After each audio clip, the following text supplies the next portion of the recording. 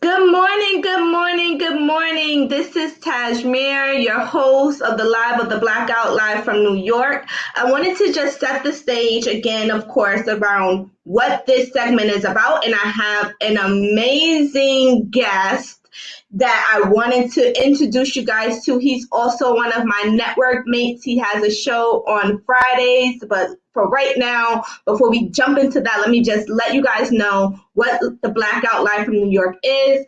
Its purpose is to celebrate Black folks across the diaspora and to have an open dialogue about Black economics, how we reimagine trends in business, and explore the magic that we have. Today, I have the pleasure of interviewing and bringing to you guys my network mate Kamel, who is certified in fraud examination, cybersecurity, and decentralized finance. He has spent 2 years conducting individual research on Bitcoin and blockchain technology before entering a position in cryptocurrency. I'm going to bring him up right now. I'm super, super happy to have you. Thank you for joining us today. How are you out in the West Coast? It's the not even light yet out here, but I'm happy to be here, and I'm happy to be live from New York and not be Saturday night. Live from New York on the Blackout. I'm so happy to have you. So, part of your bio I was reading is that you are a lawyer by profession and you also have a certification in fraud examination, cybersecurity, and decentralized finance. What the heck does that even mean? Can we start with that? What does all of that mean? Sure. Well, I went to law school. I went to law school at an HBCU, Thurgood Marshall School of Law, and got out. And I'm originally from California, so Thurgood Marshall is in Houston, Texas.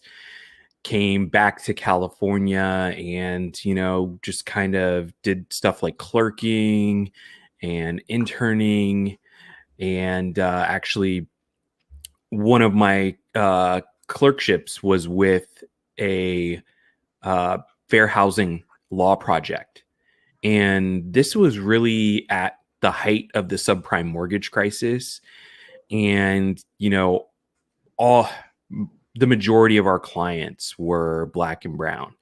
And, it just goes to show how, Black and brown people were targeted by, these essentially these really bad loans, right? That they were put in, they were sold the American dream of home ownership, and like there were all sorts of things that I saw where, people's income was being falsified, people's income Mm. wasn't being verified. And we had a lot of people who didn't speak English and they were put in front of loan papers without an interpreter. So, those sort of tactics were used to put people into these loans, into these homes. And I mean, it got really tough, to really see that day in and day out. So I ended up getting an opportunity to work with the Rock Center for Corporate Governance at Stanford University, which is a joint collaboration between Stanford's Law School and Stanford's Graduate School of Business.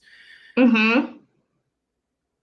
I was conducting and managing research into federal securities litigation, which covered stock fraud and global corruption. So at that time, the subprime mortgage crisis had actually transitioned into a global credit crisis, right? All the stuff that the banks were doing here around subprime, it just contaminated the global banking system, right?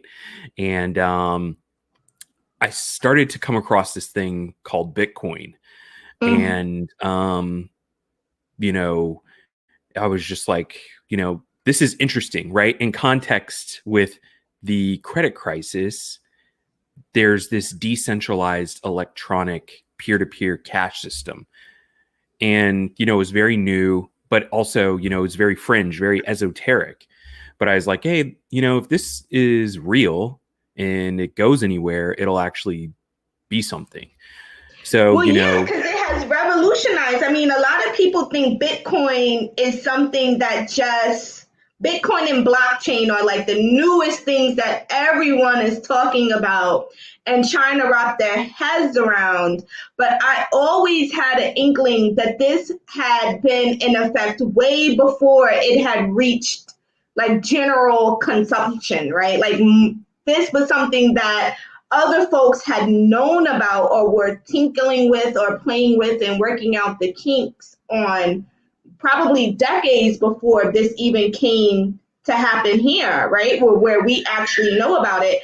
And when I was reading your bio, I saw that you also went and testified in court for the definition or the law around how California defines like Bitcoin and how that all happens. So break this stuff down because this is like you're like a pioneer in this like very, I want to say, trendy thing that's happening that a lot of people are talking about. They want to know about it. I think that there's a lot of misinformation out there around it. So can you just break down what that experience was as a Black man testifying on something that has become so revolutionary?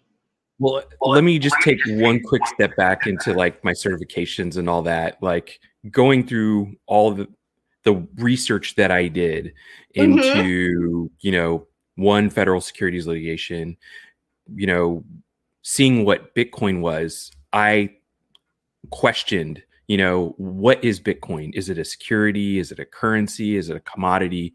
What is it? So blockchain technology, I basically conducted 2 years of independent research into blockchain technology before I even started to invest. And that took me down the road of, once again, fraud examination and Mm-hmm. cybersecurity. And during COVID is when I got a certification, like right during the lockdowns, is when I got a certification into decentralized finance. And that's when everything really started to come together for me. But obviously, very soon into COVID, uh, the murder of George Floyd took place too. And that's what Mm-hmm. really catalyzed me to write my book, DeFi for the Diaspora. And really, at the end of the day, the book is a very quick and dirty. I don't want to say it's not dirty. There's some dirty parts about it, but it's very quick and easy read, putting the history of money together, juxtaposed against the history of Black people in America and then Black people globally, and how we have not had a fair shake when it comes to the legacy financial system, and how we can use blockchain technology, decentralized finance, and this technology essentially to create our own equitable economic and financial system. You just said a mouthful there. It's like so many things are like clicking in my mind because now I'm starting to see definitely a rise of cybersecurity contractors, firms, independent agencies that are trying to work in the cybersecurity arena, specifically with entrepreneurs, coupled with this whole cryptocurrency. And it's so many different coins. I'm this layperson that's trying to understand, Bitcoin, and then there's all these different coins that are happening. I know that it's used with the blockchain, right? And I actually became aware of cryptocurrency or whatever when I went to a meetup called it was around like attorneys trying to hack different systems. It was like legal hackers or something like that. And so I went there and they were talking about like Bitcoin and blockchain and how they were buying things and trading. And I was like, oh, that sounds super cool. But that was probably like 2, 3 years ago. And now it's like so popular. So to keep the focus of Black economics, how does this new technology Like, how do you see this working for the Black community? How do Black folks, everyday folks, try to participate in this arena? And what are some like just basic tips? Because I think that there, again, are so many people that are kind of like just throwing these terms out of like investment, Bitcoin, blockchain, NFTs, and this, that, or whatever. And it sounds like soup in my brain. Like, I'm like, what the heck is really going on here? I'm not from that background. So how would you break that down for just a regular everyday person to try to understand what this opportunity is? Well, you said that I said a mouthful, but you just asked like 20 questions. So but okay, here, let me start with the tips, right? Like, I really started getting serious about researching Bitcoin in 2013, right? That's when I started my independent research in it. But if I had just started buying Bitcoin in 2013, I'd probably be retired now. I mean, so that right there is tip number one. You may not know everything about this, but find a way to have some degree of disposable income. I mean, even if it's like, hey, give up coffee for, a month, or not give up coffee, but minimize the amount of coffee that you're buying from, a major coffee maker, and take that $5 a week every week and do a $5 Bitcoin buy. That's something I do, still, not to say that I don't, buy Bitcoin at other times, but that's just a habit that I'm trying to, or that's a habit that I've grown to do. So don't wait. That's the biggest thing, right? I waited 2 years if I would have got in when, Bitcoin was like $20 instead of like $700, right? And see where Bitcoin is now, right? It's almost 70,000, 60, between 60 and $70,000. So, that's one thing. I think Bitcoin is going to change, but it's still going to remain the top cryptocurrency out there. So once again, if you're new, and yes, you're right, you're seeing there's at least 10,000 coins out there, right? And once you get into Bitcoin, that's when you start looking at other stuff, right? Like, oh, hey, there's this doggy coin, right? It's a cute dog on a coin. Who's going to pass that up, right? So, but stick to, doing small accumulations of Bitcoin, and really Ethereum too, because I don't think those two are really going anywhere in the next 5 years. Or, okay, hey, I do think there will be some degree of a market downturn coming very soon. This is like where we are now in the market is, it's starting to not make sense. But still, if you're in it for the long run, if you're contributing $5 every week, that's not going to break the bank, right? So do that. Buy Bitcoin, buy Ethereum. Just start there. And then, because once again, this is a learning curve, trying to learn blockchain technology, what it is. And then you got to learn about a new coin, what that coin does. That takes time, right? So why not stick to the tried and true, top two for right now, until you have the time to really begin to do more research and understand how the protocols work and so on and so forth. You did mention NFTs, which are non-fungible tokens. And NFTs are really revolutionizing art right now.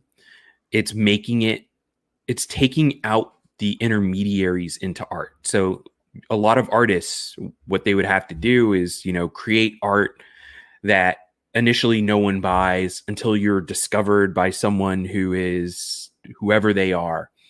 And then they bring your art to an auction house. So right there, you have an agent who takes your art to an auction house. So that's one intermediary. Then the auction house, puts it up for auction. That's two intermediaries. Then, whatever else, the other fees that you pay during the sale of your art, right? So there's so many Mm-hmm. hands that are in that transaction. With NFTs, you can go to an NFT marketplace. The fees that you'll have to pay are going to be the fees to actually mint that piece of art, which turns that art into the non-fungible token. That's what the minting process is. You're essentially making a coin out of that art. And then you put it up on the art market, and when someone buys it, you get paid.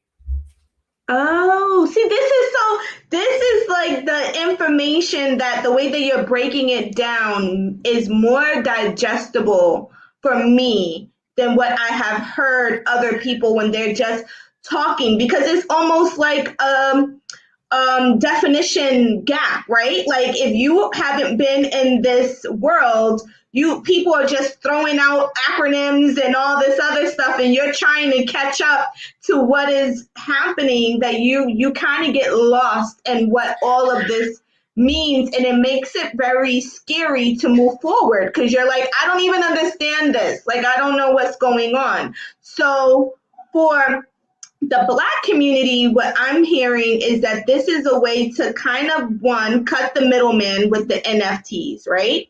But for the Bitcoin and the investment, it's almost making it more accessible for you to participate in this kind of investment ecosystem that's happening. So, what two coins do you think people could at least start with? Like, you don't know what any of these coins are. What are two coins that you can kind of start with? Well, I don't like to make recommendations. That's why where I say is start at the top, start at Bitcoin and start with Ethereum, because Okay. those are the top two coins. I mean, essentially, I don't want to say it's like gold and silver, but those are the two that aren't going anywhere anytime soon. Like I said, I think crypto operates on a cycle, just like any other business cycle. And it seems like we're at the top of the market, or very much approaching the top of the market. There will be a market downturn, and people who they can choose to say, hey, I'm going to wait this out until things kind of stabilize, and then I'm going to get in and I'm going to make a really solid position and go from there. This is not a financial advice, of course. Like, Of course. this is just for informational purposes only. This is just my thought process too, going through these business cycles and seeing these crypto cycles and actually paying the price, right? Mm-hmm, If you mm-hmm. go off into all these obscure coins and what's happening now, and I get it, there's a psychology to this as well, right? Like, people are looking for the lottery ticket crypto, right? In fact, the news this week was Shiba Inu, right? If you would have invested $1,000 on the first day of Shiba Inu, right now you'd have $1.6 billion. That's essentially the lottery ticket crypto mentality. Mm-hmm. Um, Mm-hmm. you know, Crypto is not going anywhere. This technology is not going anywhere. There was a story a couple weeks ago that Walmart is installing hundreds of Bitcoin ATMs in their stores across America. Walmart, Bitcoin. What does that tell you, right? And then Mm-hmm. Mm-hmm. Facebook. Facebook is instituting their wallet system to coincide with this whole meta rebrand, metaverse system. So they're going to have, and they've been trying to get their own crypto out there for years. Facebook, Walmart, they are making investments into crypto. So if you think this is a scam or a fad or something like that, I mean, you have to re-examine when Fortune 500 companies are finding ways to adopt it.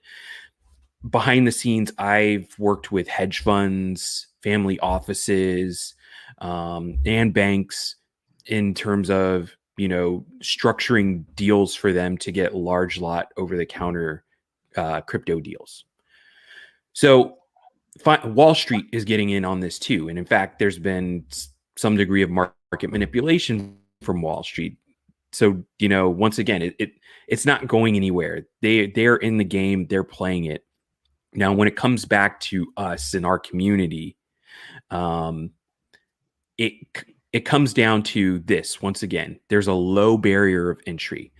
A lot of this technology is open source, which means that we have the ability to take that code and build our own coins or build our own ecosystems. The world is getting smaller. We're moving away from actual physical money. With COVID, there were these cash and coin shortages. So money is becoming digital. And of course, e-commerce has, essentially exploded over, the last year. So once again, the world is getting smaller. We need to use these currencies on a local, state, national, and international level to once again create an economic system where we treat each other as peers, where we treat each other as equals, not how we've been treated with traditional finance. So we have two questions here, and then I want to jump into Cage Chain, which is one business that you have started. So let's answer some of the people's questions. Emma's asking, but where do the crypto coins get their value? So can you speak to that a bit? Yeah, that actually operates under a framework called tokenomics. So just like every monetary system has its own economic factors of supply and demand, right? Uh, we'll just say Bitcoin has a current circulating value or circulating amount of Bitcoins right now is about 18.9 million. And through the process of consensus, which is the validation of transactions, new Bitcoin is being mined.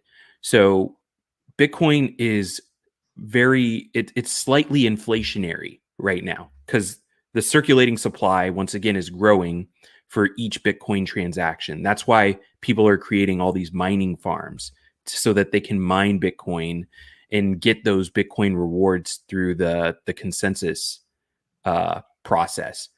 However, there's only 21 million Bitcoin. So once that 21 million Bitcoin is mined, there will never be another Bitcoin. That could change, but for now, that's the way it was meant to be. So, what do you think is going to happen when that last Bitcoin is mined? Well, either the prices are going to go up for the Bitcoin or are they going to go down? I don't know. You don't know. I mean, hey, it at that point it becomes rare almost, right? Because there's Mm-hmm. never going to be more Bitcoin. So when things get rare, their price tends to go up because Mm-hmm. this at that point there will be no increasing supply mechanism. There will only be demand. And Mm-hmm. most Mm-hmm. likely the demand will be increasing. So coins get their price by and large by the supply and demand dynamics involved in the tokens and how much is actually operating in the ecosystem, how much liquidity there is. Like, is it easy to obtain? Right. So there could be a very high demand, but you might not be able to get it. And if you say, okay, hey, there's this one coin, I really, really want it, but I can't find a way to get it, most likely you'll go, okay, well, hey, I'm going to go find that next token to go buy. Right. So those are some factors. And then another huge factor is marketing. How these coins are getting into people's attention, like and how many people are talking about this coin, how many people know about this coin, because there's a lot of really great projects out there that people just don't know about. And Mm-hmm. Mm-hmm. that's part of the play in crypto is like if you find the next gem before everybody knows about it, and then once it does become mainstream, that once again is like the lottery ticket crypto mentality, right? Like if I invest today in the next Bitcoin or the next Ethereum, and 2 years from now you have explosive gains. That's a great thing. But, you know, once again, I've kind of gone through that cycle, and maybe those are the mistakes that people kind of make on their own. And like I Mm-hmm, said, a lot of mm-hmm. this plays into psychology, but since I've been kind of around for a few years, I have a different approach to this, to where I want that long-term value. I want to kind of focus more on the blue chip, higher tier cryptocurrencies that are higher on the market cap, rather than the gambles, right? Because I've also maybe because I've been through so many and hey, I'm susceptible to scams. And once again, good projects that didn't get good marketing and didn't get the traction that they needed. That's all part of it. Mm-hmm, mm-hmm. So the next question that we have is also from Emma. Crypto ATM, what exactly would you be withdrawing? So Walmart is putting in these ATMs. Is it what does that process look like? You take out your debit card, you put that in, and then you get Bitcoin back, or what does that look like? Well, yes, it could be that. I don't know which ATMs in particular that they are going to be using, but a lot of the crypto ATMs, the way that those work are strictly on cash, where you put cash in, you get Bitcoin out, or you sell crypto and you get cash out. Now, these machines, once again, it all depends on really who the vendor is of the ATM and what they're going to allow for. Some vendors may not allow for debit card purchases. Some may not allow for credit card purchases. Some may say, hey, we'll take everything. We'll take coins, cash, credit, whatever, and we'll buy your Bitcoin back too. So This is there's reminding me of how the MTA system works here in New York City. It has evolved so many times. Before, it used to be like these little small tokens that you used to put in and you go through the train. Then they introduced like Metro cards. And so the small little card, you go to a little machine, you put in your debit card, you put on how much money you want to put on this card, and then you go through. Now they have these little like cash out machines on the terminal where you don't need a Metro card anymore. You basically link the MTA to your debit card or something like that through an app, and you just like tap your wallet.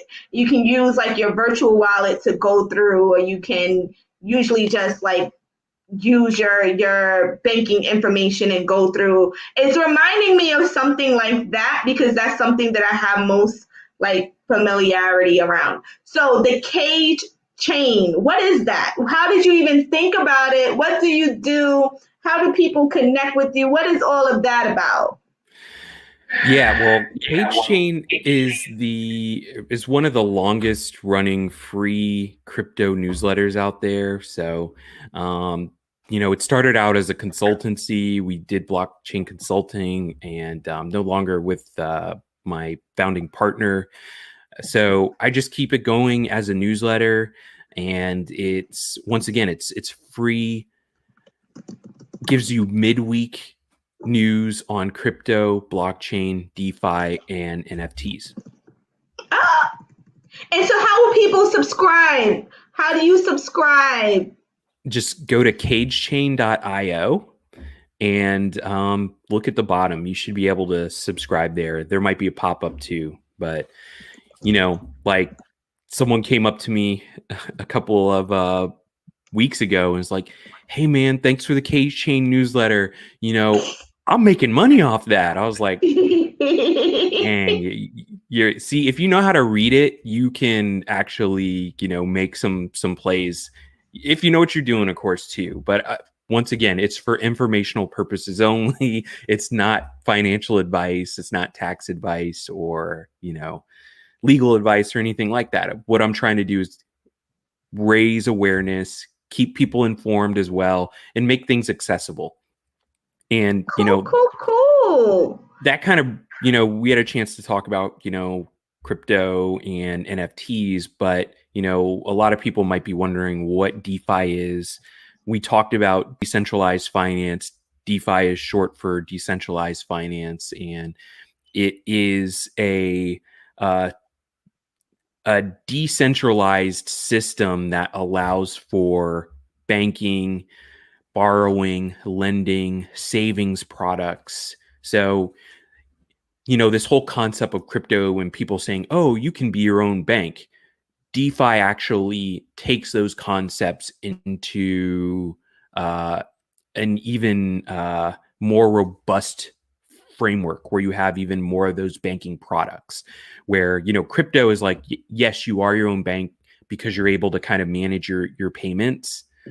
DeFi, once again, is now you can lend your crypto and earn interest on it, or you can save your crypto in essentially a crypto savings account and also earn interest.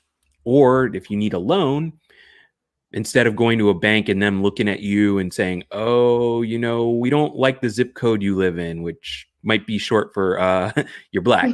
Get out of here, right? You can use decentralized finance to get a loan with, someone not even knowing who your identity is. And That is that's so interesting. I'm an entrepreneur, right? So mhm. can you as an entrepreneur create your own minding coin so that way people can pay you through cryptocurrency? What is that possible? Can you do that? Well, so there's one aspect of DeFi, which is called stable coins. So, you know, you have all these cryptocurrencies that are subject to market fluctuations, right? Bitcoin goes up and down in a given day, but stable coins are coins that uh, their price correlates to a given asset or commodity. So a lot of stable coins are pegged to the value of a dollar. What's going to happen with stablecoins? The future of stablecoins are, and this is why I mentioned Facebook and Walmart, is companies are going to start creating their own stablecoins, which is essentially like a gift certificate. And they're going to be pegged to most likely a dollar. So they'll just say, "Hey, buy Walmart coin and come to Walmart and shop," right? And we have a Bitcoin ATM where you can change your Bitcoin into Walmart coin, right? So Mm-hmm, that's where this is going. And you're absolutely right. This is how black businesses should start thinking. One, they should start thinking about getting points of sale for their business, their goods and services, and integrating crypto into their points of sale. Then you're right. I mean, if they want to create their own coin so that people who are their coin holders have incentives, they should also do that as well. This is sounding like being ahead of your time and maybe like having membership through Bitcoin. People are creating their tribes, and maybe part of creating a tribe is to have a Bitcoin or coin associated with like your loyalty members. I think that that's super cool. Yeah, I mean, there's a lot of things you could do, right? I mean, even you say that uh, businesses should also begin embracing NFTs as well, right? Because that, and I was just talking to somebody about this yesterday. It's a mechanism for fundraising. So not only can businesses, use blockchain and crypto, they can do their own crowdfunding without going to Indiegogo or going to Kickstarter and paying that fee, even though it's nominal. But you can go to your friends, family, your community and say, hey, help us grow our business and we will make you investors, or we will make you, yeah, equitable shareholders. Or, you can just have the coin and the coin will give you rewards, in the future.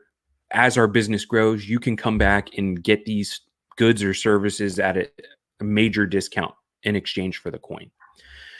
There's all sorts of stuff that can be done and conceptualized. But at the end of the day, I mean, yes, you can build communities around these coins, but at the same time too, you know, in a global system, right? Where once again, we have not been treated fairly. I think it's a way for us to rally around each other in really a borderless fashion and say, hey, we're going to engage in business, commerce with each other in a fair, equitable manner so that we can, essentially grow with each other, and it all starts with, one, changing the mindset around money. And like I said, my book is less than 150 pages, and it's meant to be very quick, in a very quick and easy read, right? Because no one has time to read War and Peace on crypto, right? And there's some very technically driven terms, but what I'm here to do is, you know shorten that learning curve, right? And make it easier and, like you said, digestible. I'm trying to use very approachable terms that aren't intimidating, because that's what I hear is a lot of people are intimidated by this and they don't understand what it is. But hey, look, um, I don't know how to make a smartphone, but I know I'm on my smartphone every day using it, pushing buttons, using apps. I don't know how it Mm-hmm. works, but I plug it in, turn it on, I make calls, and I use my apps. How's that any different when it comes to money? I mean, I think our community has suffered so many traumatic experiences about being divested from our wealth, right? Or being tricked out of our wealth and having our wealth taken, that yes, there's reasons to be skeptical, there's reasons to be reluctant, but right now we're at kind of a turning point in all that. And one, we're moving away from web 2.0 into web 3.0, and we need to embrace this technology so that we are creators and innovators in this new system rather than just consumers, right? Like, I know a few months ago you were talking about the whole TikTok thing, right? Mm-hmm. And Mm-hmm. how, these black dancers would go on TikTok, and then some white dancer with more followers would go steal their dance and take credit for it. Now, in this sort of situation, someone on TikTok could create an NFT and put it up there and sell the NFT. And if, someone wants to buy it and do their dance, at least you get credit, one, for being the one who created the NFT, and you get the money, Yep, right? yep, yep. So, I mean, hey, this is another, because it's our culture too, right? Our culture has been, monetized. So, if we can become creators in this new Web 3.0 system instead of just consumers, then that's another thing that's going to help to kind of close the racial wealth gap. I mean, hey, I'm just saying that, like, because reparations does not seem like it's going to happen anytime soon. So, once again, why not use these technologies that have a very low barrier of entry, where, essentially you can learn it on your own. You can go to school to learn it. You can learn online.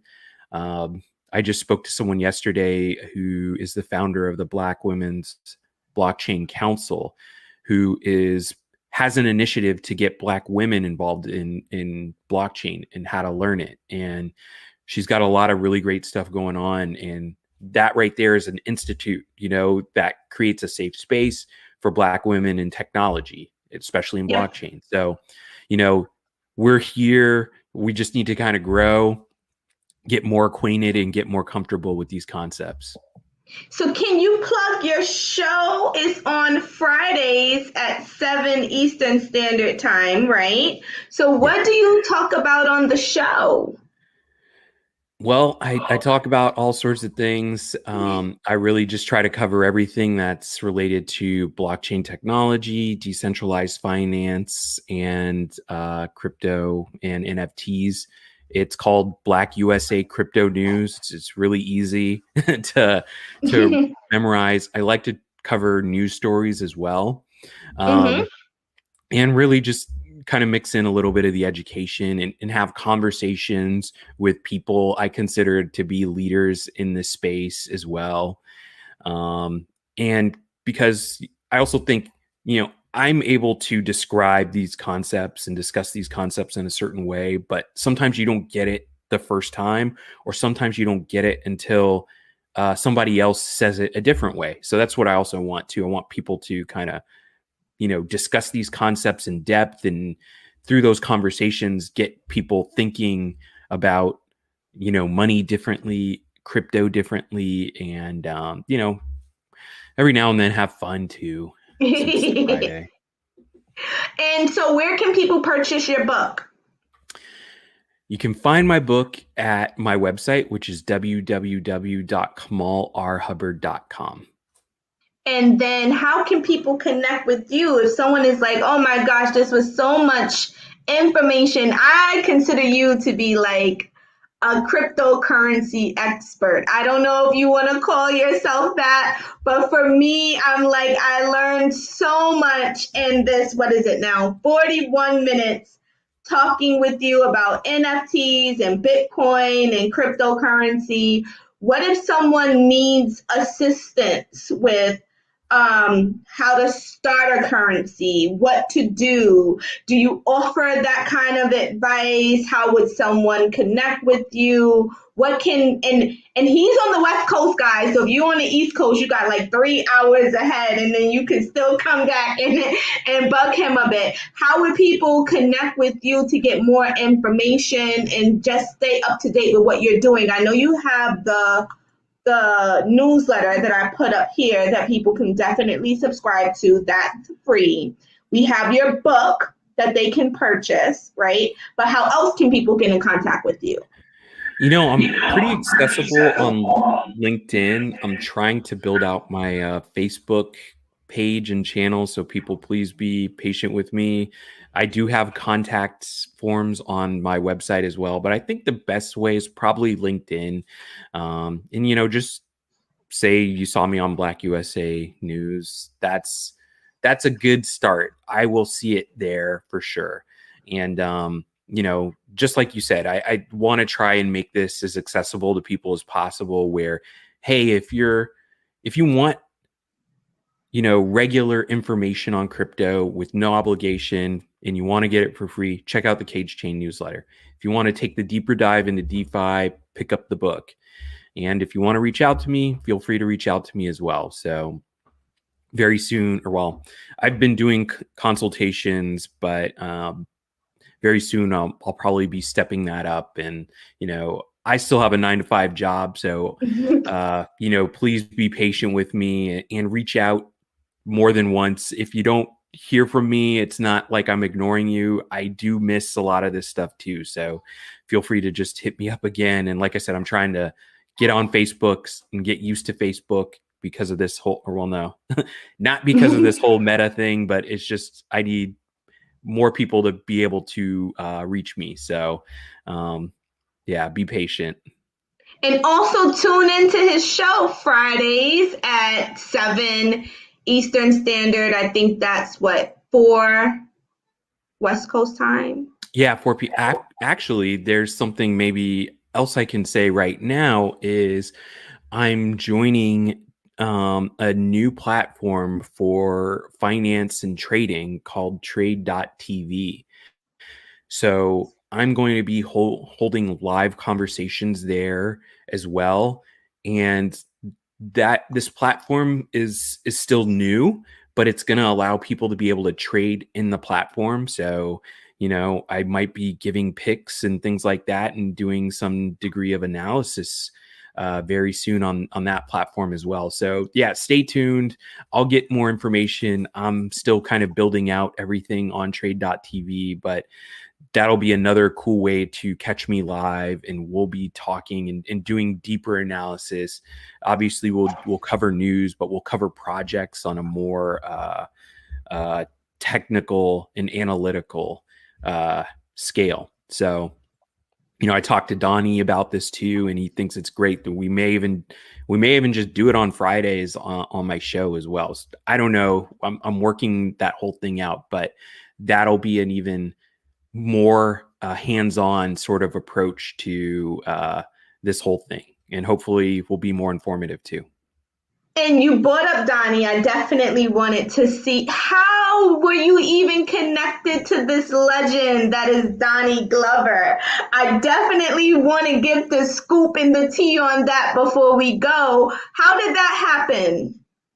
You know, the way that this happened was the legends. Donnie Glover was introduced to me by the legend Doug Blacksher. So, and Doug hosts the Black Business Roundtable at Thursdays, 4 p.m. to 7 p.m. here on Black USA News. So he said, hey, you know what? You got this book. I know another guy who's an author and a publisher, and, he's based in Baltimore. He's a real great guy. You should talk to him. And, yep, the rest is history, I guess is the best way to say it. Well, I'm so glad that you took the time to wake up super early. I know you're on the West Coast. I know this is early on a Saturday, but thank you so much for joining me on the Blackout Live from New York. You're always welcome to come back if you're in the mood on an early Saturday morning, and we can talk about Bitcoin and blockchain and cryptocurrency and NFTs.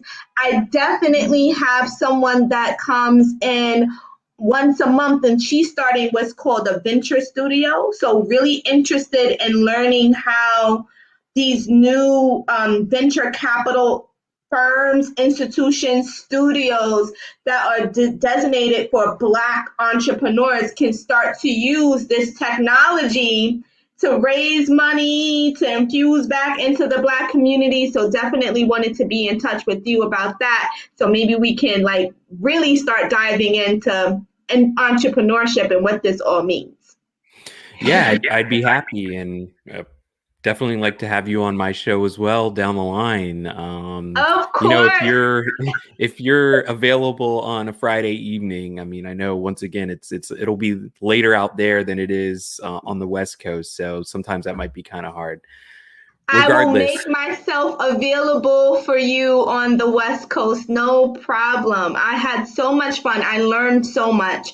I hope our viewers learned so much. There were so many gems and jewels that were dropped here. Definitely rewind and rewatch as many times as you need to, because you definitely gave me, I feel like a jump start on I was confused before. I was like, I don't even know what this is. What do you do? How do you trade? It's as simple as maybe $5 a week, a day or something. I'm gonna start testing it out myself. Keep me honest. I'm gonna try to do it, figure out some places to go. But I think that this is a new technology and a new way that we as Black people can start to build legacy wealth and generational wealth, like we keep talking about we want to do, and we want to participate and we want to learn. And part of that is being a risk taker. Yes. And okay, just to kind of piggyback off of what you said with the $5 buys, the best place to do that, and the easiest way is Cash App. They're the easiest way to buy a low amount with a very small fee. But I think, yes, we want generational wealth, but the thing is bringing equity to the money, right? Because does it really make sense if that one person can be a crypto millionaire or crypto billionaire, and, the rest of us aren't able to essentially share the wealth?